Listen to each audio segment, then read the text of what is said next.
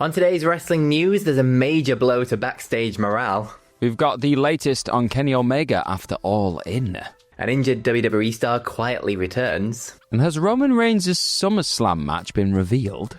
Are you ready? Are you ready for the news times? My name is Phil Chambers and I'm joined by Gareth Morgan to talk all things wrestling news. But first up, WWE and the business side of the business rearing its ugly head yet again with a TKO policy finding its way to WWE. Now, this is coming from PW Insider. Now, apparently, WWE policy used to be that if you were let go from WWE, you got a month of severance pay for each year that you worked there. And that has now been more than halved down to just 2 weeks of pay for each year that you've worked there now. Now, this is a TKO policy that's obviously finding its way into WWE and has resulted in another big sort of blow to sort of employee morale within WWE.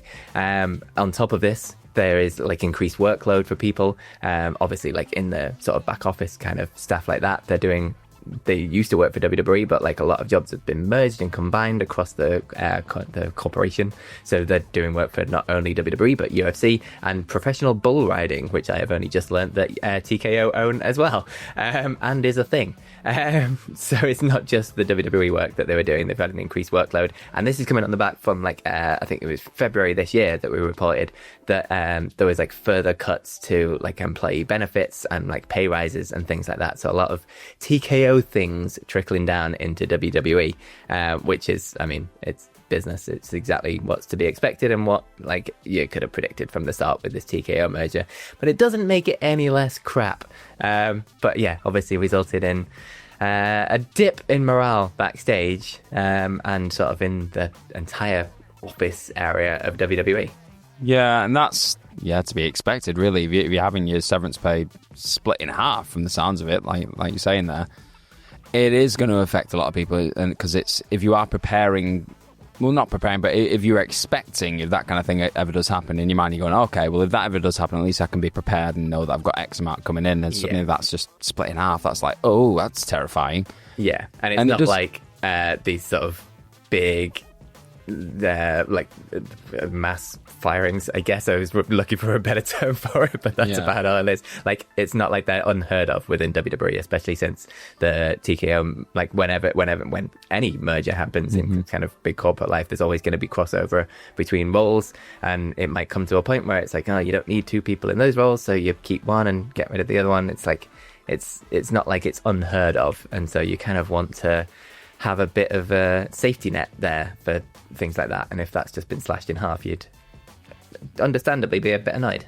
I know, and it does very much sound like typical big business cost-cutting BS as well. And I am just assuming there, but that's if I was just to look at this, it is just that, like, the tightening the purse strings, and it's like, well, I know that probably is a lot of money, like for any company, but if a company that's making as much money as TKO and WWE is right now, it's a bit like you want your staff to feel valued, even if you are parting ways with them. It's like a reputation thing. If you're bringing people into your business, you want them to know that, yeah, we'll look after you even if it just doesn't work out. Do you know what I mean? And you've got the, like, Ari Emanuel at the last thing got like a $20 million bonus and $5 million in shares and things, and it's like the figures they throw about for the top tier workers are absolutely ludicrous. And they'll study things like this. Business. Yay, capitalism. Isn't it great? It's a fun little world we're living in right now. But we'll shift back towards the kind of wrestling side of this business for a little bit now.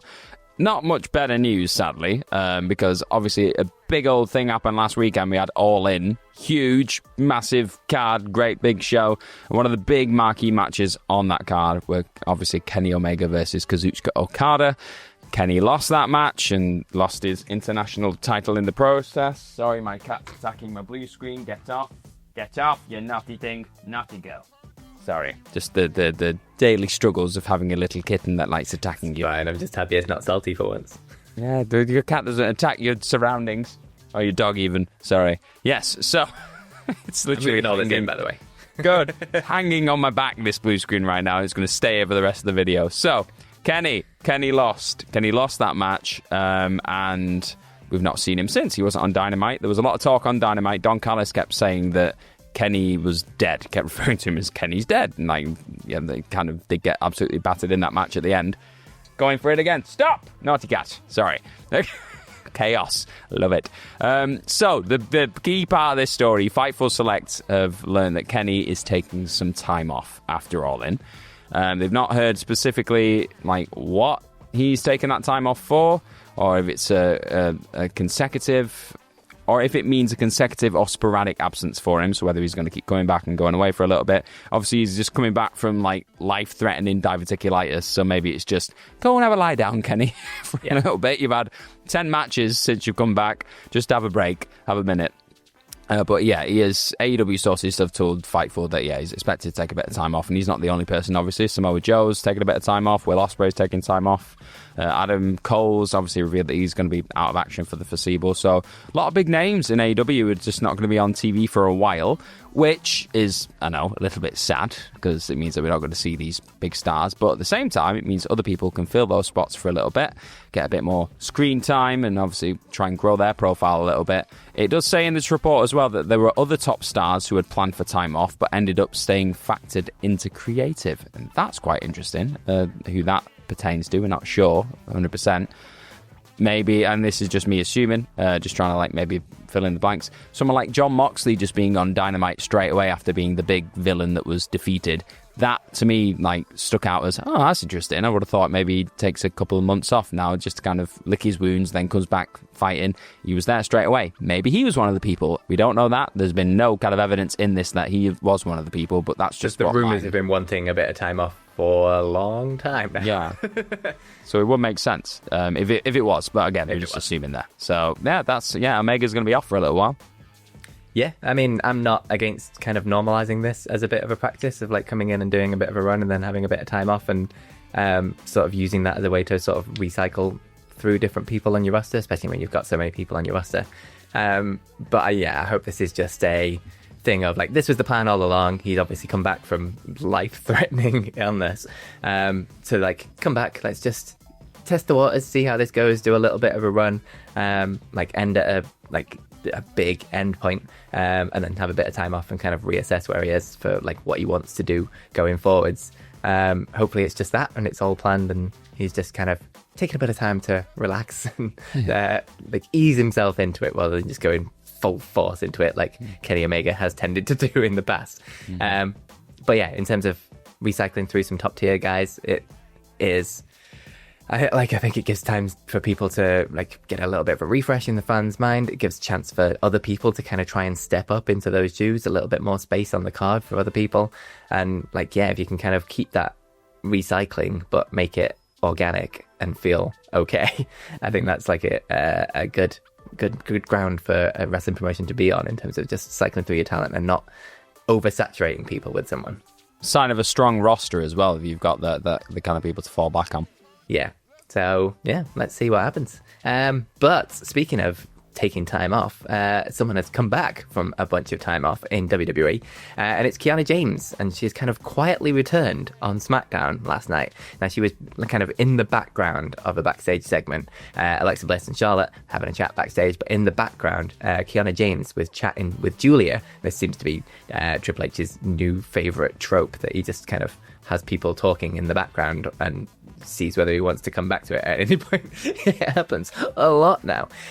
So she was there on SmackDown, but before SmackDown even aired, she was in a match against Michin that was filmed for Main Event. So she's kind of had an in-ring return on Main Event of all places, but it's like she's there. Maybe it's just there as a tester to see how her knee feels, because she has been out since June 2024, over a year with her knee injury. She got drafted up to Raw in the 2024 draft, and then only really had a couple of matches before getting injured. And it was obviously a bad leg injury that's kept her out for over a year. So it's good to see her back on WWE TV. It's going to be interesting to see like what this Julia story is, where she's going to fit. Hopefully the sort of Main Event thing is just to let her get rid of some ring rust, like see how the leg feels, and things like that, and isn't like a sign of where her push is to come. And they can do something with her on the main roster. But yeah, interesting that they just tease her in there with Julia. Yeah, I've not seen an awful lot of Kiana James, so I can't like kind of go, can't wait to see this like the ability in the ring again. Yeah, big fan of it.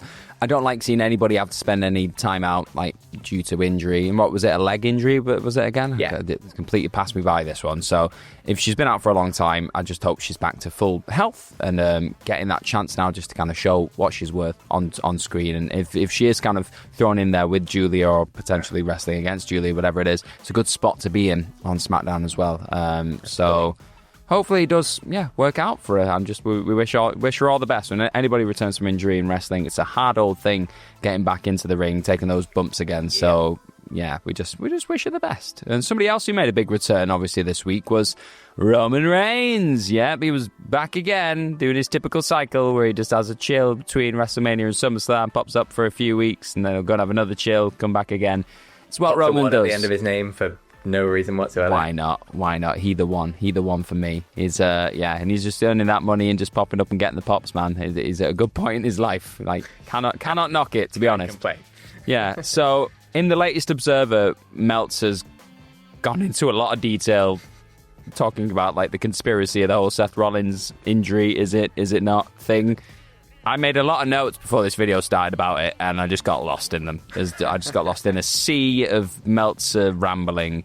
If you really want to know, like, his thoughts on it and, like, the information he's got off other people, just really check out in the Observer. We could spend a whole video going through all that today. If you've never read Wrestling Observer, the kind of the bottom line of it all, he doesn't really filter himself, does he? He just goes for it, just lets loose. So he's pretty much been told there from, like, multiple people that there was, like, a plan to do the injury angle on the show before the injury happened. And it's similar to, I think, John Pollock said it of Post Wrestling as well. Like, he said that he'd heard that, like, days prior to the show that they were going to do that injury angle on the show, and everything that happened on the show, like, went exactly as he had been told before it happened. So that, and then he just goes off and starts speculating about stuff and whatever it is. So at the end of all that, he did mention something that was really interesting. I've been attacked by the cat again. Stop it!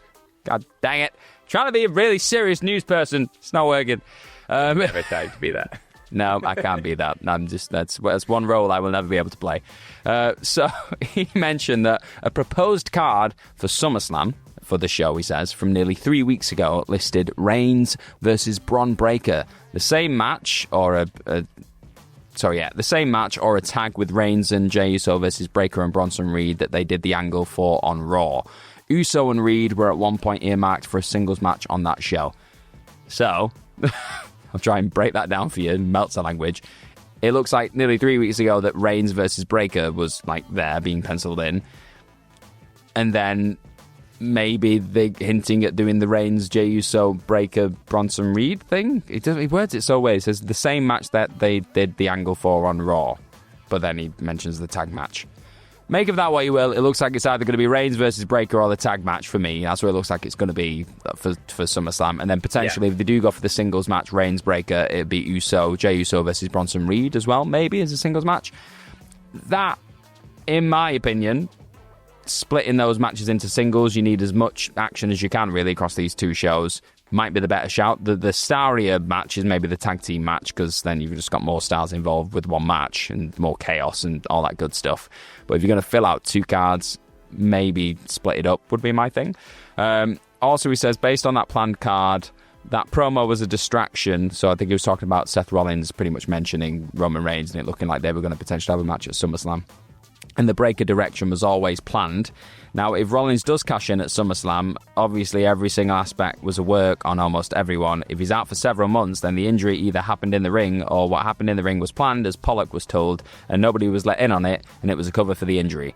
If that's made your brain melt, that's what the entire thing pretty much is when he's talking about this. It's just absolute ramblings of the melts. And just before I kind of carry on, I just got attacked again. I was trying to get her in the video there, but she was attacking my feet. Sorry. There we go. Serious news. There. Good. Yes. Excellent. How do you continue from that? Any of these directions I think I'm okay with.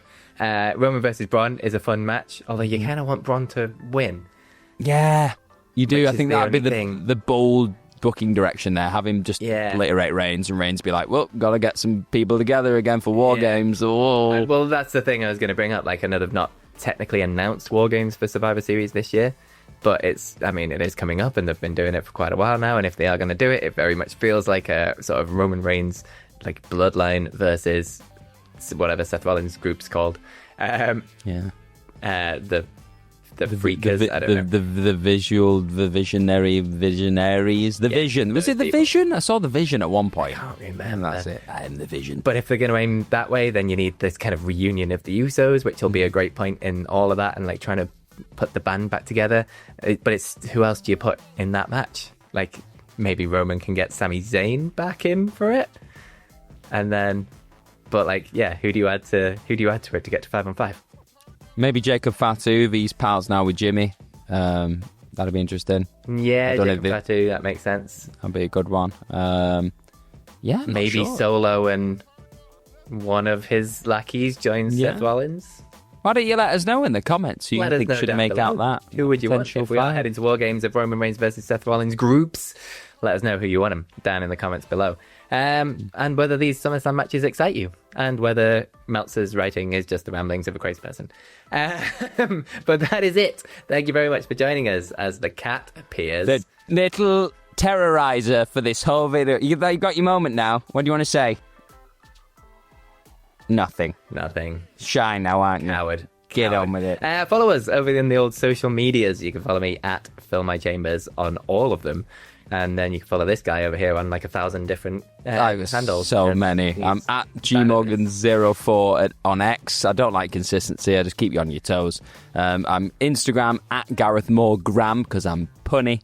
And within that, I've also got my personal training page, which is at fitness.focus.gm. I do a lot of personal training stuff. I'm also looking at potentially setting up some online training. So that's going to come hopefully very soon in the future. So if you're looking for somebody who can help guide you on your fitness journey via an online platform, then I could be the PT for you. I will keep you posted on that. Cheap plug. That's what I do. Mate. But thank you very much for joining us. Continue watching YouTube videos by clicking the video on the screen, and have yourselves a bloody good day.